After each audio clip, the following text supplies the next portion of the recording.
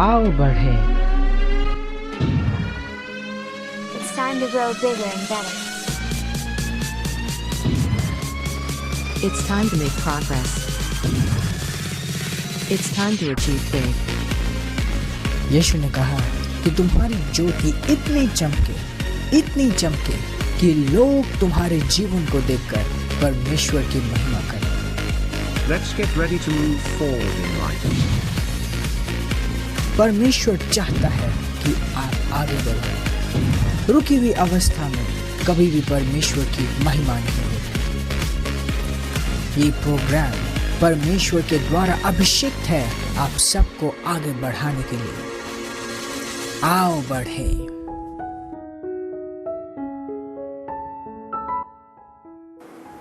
Praise the Lord. यीशु के सुंदर, भव्य और महान नाम में मैं पास्टर प्रेज आज फिर से आप सबका स्वागत करती हूँ इस अद्भुत समय में जिसे हम कहते हैं आओ बढ़े, जहाँ हम पास्टर ज़ायन परमेश्वर के जन के द्वारा परमेश्वर के प्लान में, उसकी योजना में, उसकी नीतियों में आगे बढ़ाए जाते हैं। बाइबल इब्रानियों 4:12 में हमें बताती है कि परमेश्वर का वचन जीवंत है और एक्टिव है और किसी भी धारवान तलवार से ज़्यादा धार रखता है और किसी भी चीज़ को भेद सकता है। Praise the Lord. वचन एक मात्र शक्ति है जिसके द्वारा हम परमेश्वर के जीवन का आनंद उठा सकते हैं और हर एक परेशानी से खुद को बाहर ले आ सकते हैं, क्योंकि परमेश्वर का वचन परमेश्वर का मैनुअल है इस जीवन के लिए। Praise the Lord. और आज हम परमेश्वर के वचन के द्वारा आगे बढ़ाए जाएंगे। मैं आपसे आग्रह करना चाहूँगी कि आप हर एक डिस्ट्रैक्शन को हटाकर इस वक्त स्क्रीन पर ध्यान दें और वचन को सुने और उसे अपने अंदर भरें और उस पर चलें। Praise the Lord. आइए हम एक साथ आगे बढ़ते हैं। Pastor Zion. Transforming lives through the Word of God. Worth listening. Praise the Lord. यीशु के सुंदर और महान नाम में मैं आप सबको इस बहुत खास और अभिषेक समय आओ बढ़े में स्वागत करता हूँ। ये समय प्रभु के द्वारा अभिषेक है, ये कार्यक्रम प्रभु के द्वारा आशीषित है आपको आगे बढ़ाने के लिए। आइए परमेश्वर को धन्यवाद देते हुए और प्रार्थना के साथ इस प्रोग्राम को आगे बढ़ाते हैं। धन्यवाद पिता यीशु के नाम में, तू सुंदर है, तू अच्छा है। यीशु के नाम में मैं प्रार्थना करता हूँ हर एक भाई और बहन के लिए जो इस वक्त हमें देख पा रहे हैं, हमें सुन पा रहे हैं। मैं प्रार्थना करता हूँ कि उनके हृदय खुले हों, कि तेरा वचन इनके हृदय में विश्वास और आनंद के साथ जा पाए। जिस किसी भी जरूरत से ये गुजर रहे हों, चाहे चुनौती हो या इनका विश्वास किसी चीज के ऊपर हो, मैं प्रार्थना करता हूं कि इनका विश्वास पूरा हो पाए। जिस चीज के लिए वो तेरे ऊपर भरोसा कर रहे हैं, वो चीज इनके जीवन में आ पाए और यीशु के नाम में वो वचन इनको मिल पाए जो इन्हें खड़ा कर सकता है, बना सकता है। मैं प्रार्थना करता हूँ यीशु के नाम में। Amen, amen, amen. Praise the lord. Wow, आज एक बहुत बहुत इम्पोर्टेंट चीज़ हम सीखने वाले हैं। परमेश्वर के स्वभाव में कुछ हम जानेंगे कि परमेश्वर का स्वभाव कैसा है, उसकी सोच कैसी है। परमेश्वर चाहता है कि हम उसके बारे में और समझे, जानें। जब हम ऐसा करते हैं तभी हम उसके साथ अपना रिश्ता और मजबूत बना पाते हैं। हमारा विश्वास और अधिक अच्छे तरीके से और अधिक शक्तिशाली रीति से कार्य करती है। मेरा विश्वास है आज का ये ज्ञान आपके जीवन को बदल देगी और जैसे ये आपके चेतना में जाएगी, आपका सोच बदलेगा, परमेश्वर के साथ आपका रिश्ता बदलेगा और आप पहले जैसे नहीं रहोगे। एक बार यीशु के साथ बात करते हुए एक व्यक्ति ने उसे कहा कि तू अच्छा है, और उसके जवाब में यीशु ने बहुत स्पेशल तरीके से जवाब दिया। ये देखते हैं लूका की पुस्तक 18:19। And Jesus said unto him, Why callest thou me good? none is good save one, that is God. कहते तू मुझे गुड क्यों बुला रहा है, तू मुझे अच्छा क्यों बुला रहा है, कोई अच्छा नहीं है सिवाय परमेश्वर के। वाह, वो परमेश्वर को कहता था कि God is good, God is good. What is the meaning of good? वो अच्छा है, सदा अच्छा है, सुंदर है। एक व्यक्ति अगर गलती करने के बाद भी परमेश्वर के पास जाता है, उसे उद्धार ही मिलेगा, उसको सुंदरता ही मिलेगी। कोई भी वक्त, किसी भी समय, किसी भी परिस्थिति में हम परमेश्वर के पास पहुंच के लाभ में ही रहते हैं। परमेश्वर अच्छा है। क्या इसका मतलब है सब कुछ बुरा है, बाकी सब? Not really, but main point जो कहता है गॉड इज गुड, मतलब जिस तरीके से परमेश्वर अच्छा है उस तरीके से और कोई अच्छा नहीं है। Praise God, praise God, praise God. परमेश्वर अच्छा है और इस अच्छे परमेश्वर ने हमें मसीह यीशु में अपने साथ एक रिश्ते में रखा है। जो बात मैं आप सबसे आज कहना चाहता हूँ, जो आत्मा आप सबके पास ले आना चाहती है, वो ये है कि आप परमेश्वर के साथ एक रिश्ते में हो, एक वाचा में नहीं हो, एक रिश्ते में हो। एक बहुत ही पॉपुलर वर्स है जो हम बहुत बार पढ़ते हैं, John, the book of John chapter 1 verse 12। ये कहता है, but as many as received him, to them gave he power to become sons of God, even to them that believe on his name। कहते और जितनों ने उसे ग्रहण किया, जितनों ने उसे ग्रहण किया और जितनों ने उसके नाम के ऊपर विश्वास किया, उसे परमेश्वर ने ये अधिकार दिया, शक्ति दिया, सामर्थ्य दिया कि वो परमेश्वर के संतान कहलाए जाए, कि वो परमेश्वर के संतान कहलाए जाए। Wow, isn't that amazing? हम सब परमेश्वर के संतान हैं। वाचा का मतलब क्या होता है? वाचा मतलब एक कॉन्ट्रैक्ट, मतलब एक रूल्स होता है, एक नियम होता है। उस नियम से दोनों बंधे होते हैं और पुराने नियम में वे एक वाचा में थे, परमेश्वर के साथ एक वाचा में थे। उनको खतना होना पड़ता था, उनको वो नियम का पालन करना पड़ता था, और अगर कोई नियम तोड़ता था तो वो वाचा टूटती थी। परंतु अब हम वाचा में नहीं हैं। इसका मतलब सिर्फ इतना ही नहीं, पहले हम समझेंगे और फिर इसकी गहराई में हम जाएंगे। एक एग्जाम्पल, उदाहरण के रूप में मैं आपसे बताना चाहता हूँ। मान लो एक पुरुष और एक स्त्री एक साथ जुड़ते हैं, दोनों का विवाह हुआ है, दोनों एक साथ जुड़े, दोनों मैरिज से जुड़ गए और मैरिज एक वाचा की तरह है, एक दूसरे से वो जुड़े हैं, परंतु उन दोनों को अपने अपने जिम्मेदारियों को निभाना है। हाँ, वो एक रिश्ता भी है, परंतु फॉरमोस्ट वो रिश्ता मैरिज के कॉवेनेंट, मैरिज के कॉवेनेंट के ऊपर बेस्ड है। इसका मतलब क्या है?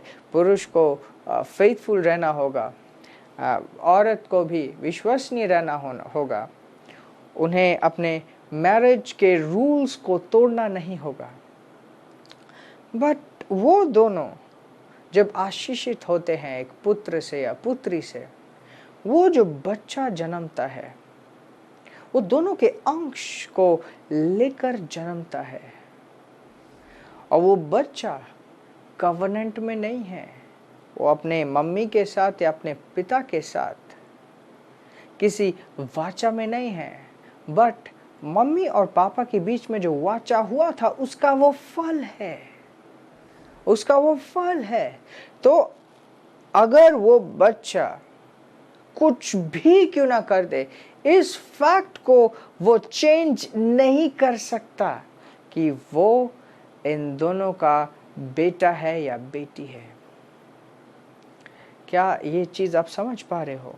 क्योंकि वो उस मैरिज के वाचा का फल है। उसी तरीके से, उसी रीति से आज हम जो मसीह में हैं, हम वो वाचा में नहीं हैं, परंतु उस वाचा के फल हैं। परमेश्वर की संतान है। वो वाचा, जो नया वाचा जो यीशु मसीह ने हमारे लिए स्थापित किया, और यीशु के द्वारा ये जो नया नियम बना, उसके हम सब फल हैं। हम सब परमेश्वर से जन्मे हैं, पवित्र आत्मा से जन्मे हैं, परमेश्वर के खुद के अपनी आत्मा से जन्मे हैं। इब्रानियों की पुस्तक 2:11, इब्रानियों की पुस्तक 2:11 एक बहुत ही अच्छा चीज़ है। For both he that sanctifieth and they who are sanctified are all of one, for which cause he is not ashamed to call them brethren. जो पवित्र करता है और जो लोग पवित्र होते हैं, दोनों ही एक से हैं। और इसलिए प्रभु यीशु हमें अपना भाई बुलाने से, हमें अपने भाई की तरह संबोधित करने से वो लज्जाता नहीं है। हम यीशु मसीह के भाई हैं और यीशु मसीह का पिता हमारा पिता है। ध्यान से देखिए, दोबारा पढ़ता हूँ। For both he that sanctifieth and they who are sanctified are all of one, for which cause he is not ashamed to call them brethren. Oh, hallelujah! यीशु लज्जित नहीं है हमें अपना भाई बुलाने के लिए। Of course, कहती जिसने पवित्र किया और जो पवित्र हुए, वो दोनों एक ही जगह से हैं। और इसलिए हम आज यीशु के भाई हैं, उसके साथ एक रिश्ते में हैं। हम जो पवित्र किए गए पवित्र आत्मा के द्वारा था,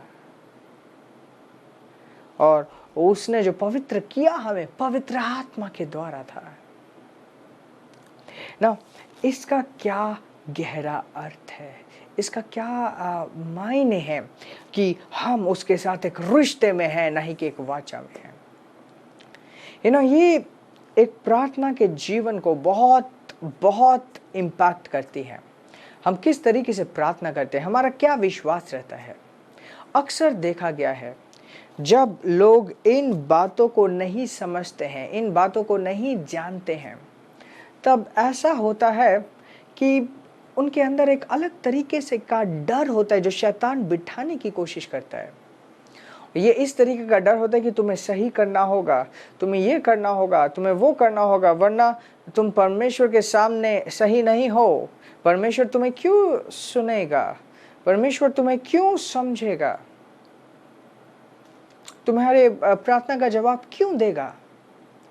एक बार्टर सिस्टम हो जाता है, मतलब एक लेन देन का सिस्टम हो जाता है, और ये दिमाग में रहता है, ये विश्वास के ऊपर अटैक करता है। अगर आप अपने माइंड में डाल लो कि आपने तो ये किया है परमेश्वर के लिए, तो परमेश्वर को आपको ये करना चाहिए, it doesn't work.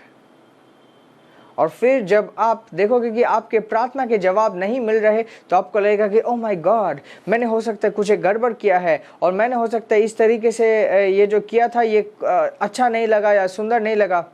Come on, आप परमेश्वर के साथ रिश्ते में हो, किसी एक कॉन्ट्रैक्ट में नहीं हो। आप किसी भी एक कॉन्ट्रैक्ट में नहीं हो, आप परमेश्वर के साथ एक रिश्ते में हो। आपने सही किया हो या गलत किया हो, जिस वक्त आप परमेश्वर की ओर ताकते हो, आपके जीवन में अच्छा होता है और अच्छा ही होता है, क्योंकि मसीह यीशु के द्वारा उसने आपको खरीद लिया है। अब ध्यान दीजिए, कहां से खरीदा? अंधकार के ताकतों से खरीदा। या तो ये सही जो शब्द है वो खरीदना नहीं हुआ, वसूली या तो जिस तरीके से आप ये समझिए, कोई एक व्यक्ति किडनैप हो जाता है और किडनैपर्स कहते कि हमें इतना रकम दो तभी हम इसे वापस आपको आज़ाद करेंगे, और फिर उन किडनैपर्स को धन दिया जाता है और वो आज़ाद करते हैं। तो उसके चुंगल से छुड़ा के, मतलब किडनैपर्स के कब्ज़े से हटाकर निकाल के लाना, जिसे कहते हैं रैंसम दे के निकाल के लाना, परमेश्वर ने वैसा ही किया है। तो आप खुद क्या करते हो? आप पाप में हो, नहीं हो, क्या कर रहे हो, किसी गलत आदत में हो, इट डजंट मैटर। जिस वक्त आप प्रभु यीशु मसीह के पास आओगे और कहोगे, ओ प्रभु, मैं ये जीवन, हो परमेश्वर, मैं ये जीवन सच्चाई में जीना चाहता हूं, मैं ये जीवन उस सुंदरता के साथ जीना चाहता हूं जो सुंदरता तूने मेरे लिए रखी है। उसी वक्त से ये बाकी चीजें काउंट नहीं करती कि आपने क्या किया और आप किस अवस्था में थे। परमेश्वर सुंदर है, परमेश्वर सुंदर है, और जिस वक्त आप आते हो, जिस वक्त आप पहुंचते हो, आपके जीवन में वो बदलाव की सामर्थ्य कार्य करने लगती है। Praise God.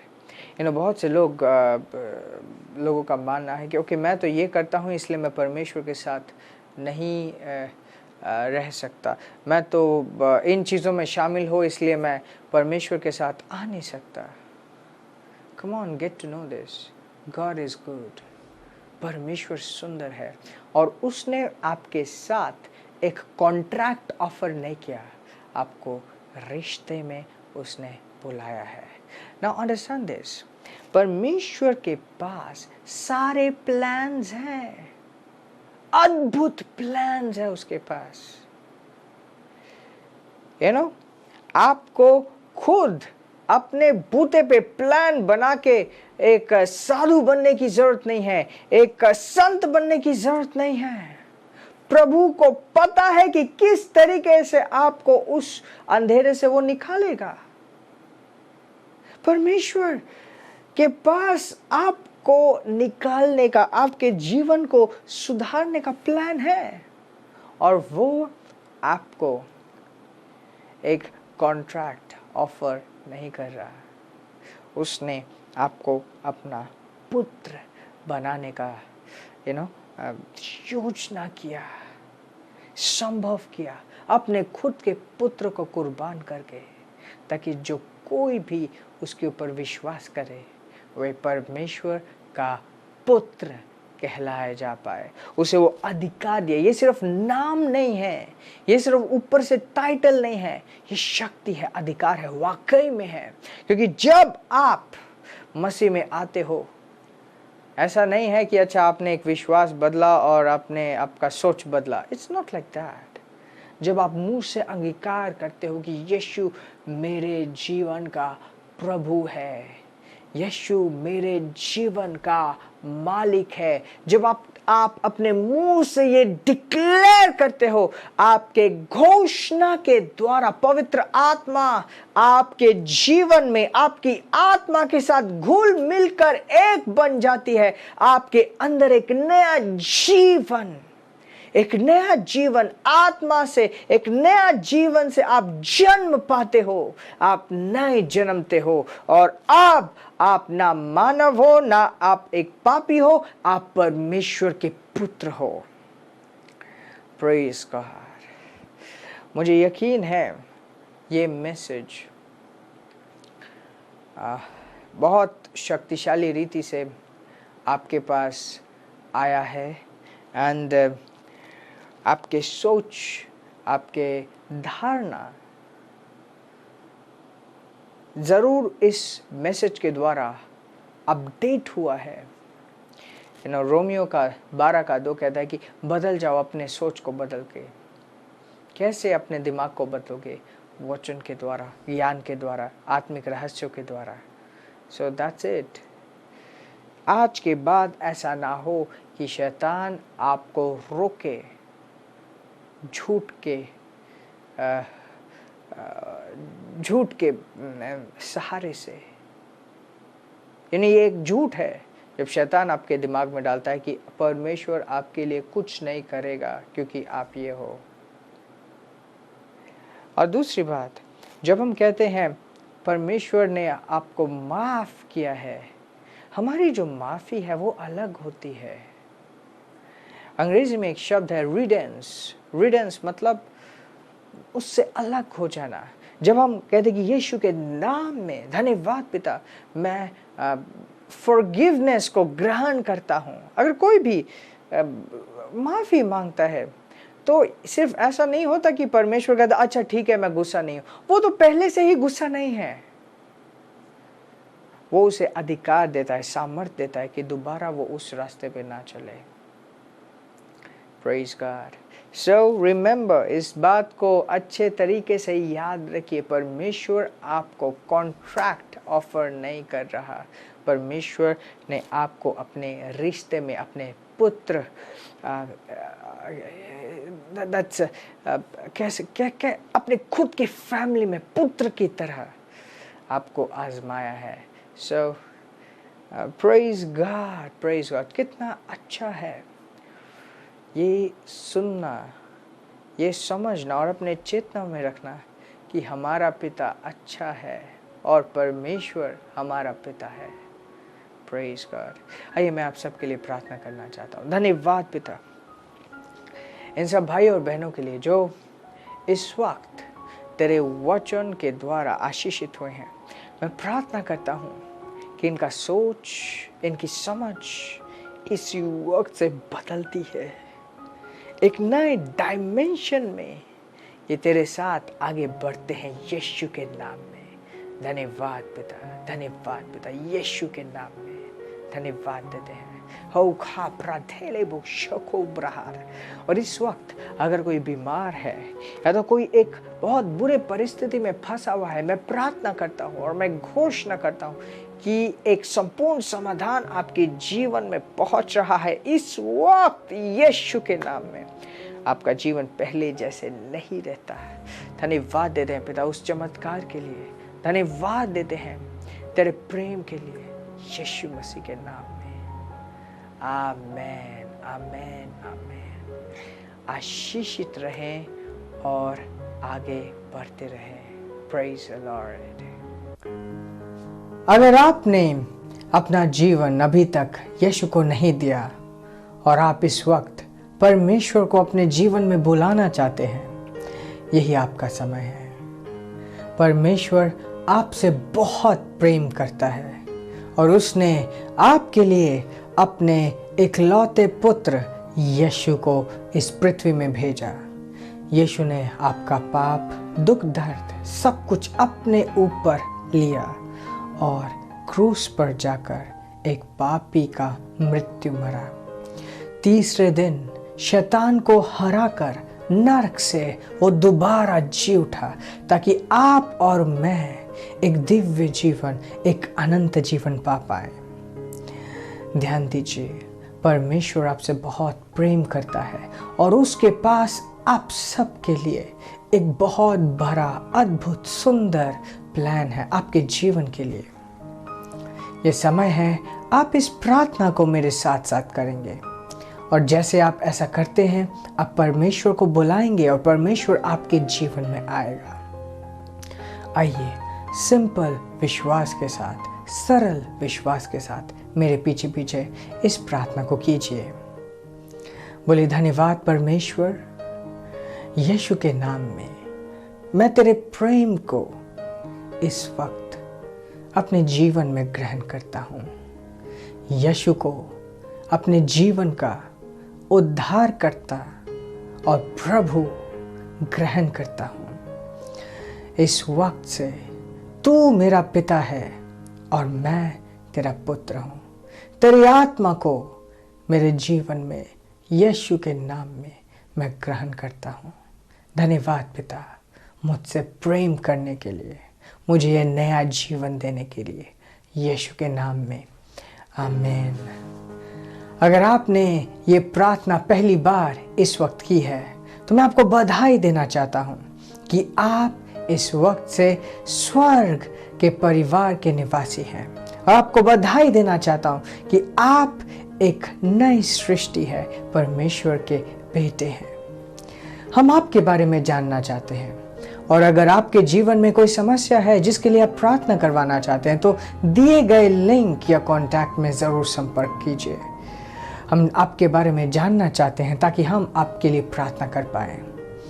आशीषित रहें और आगे बढ़ते रहें। आमीन।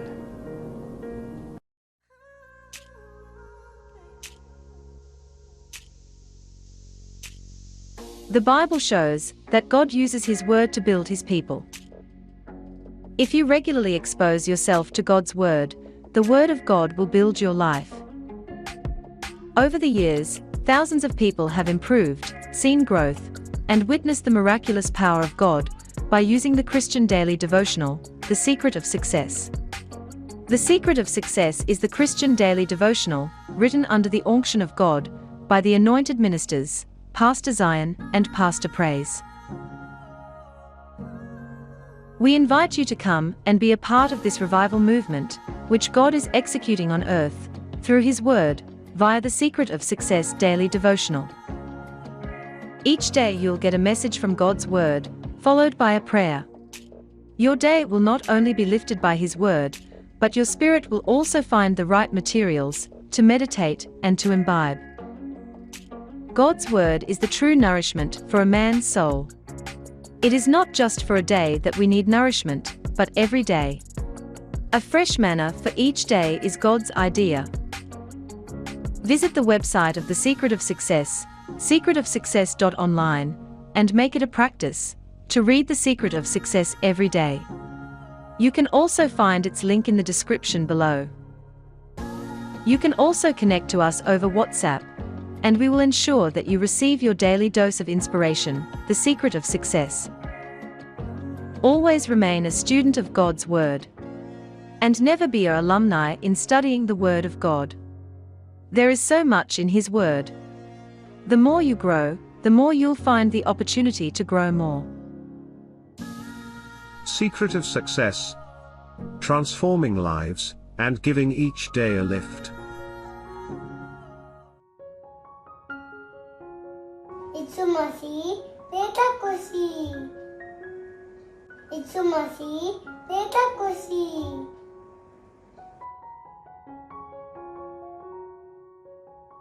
This program is brought to you by Ambassadors of Zion Church. Making the world a better place.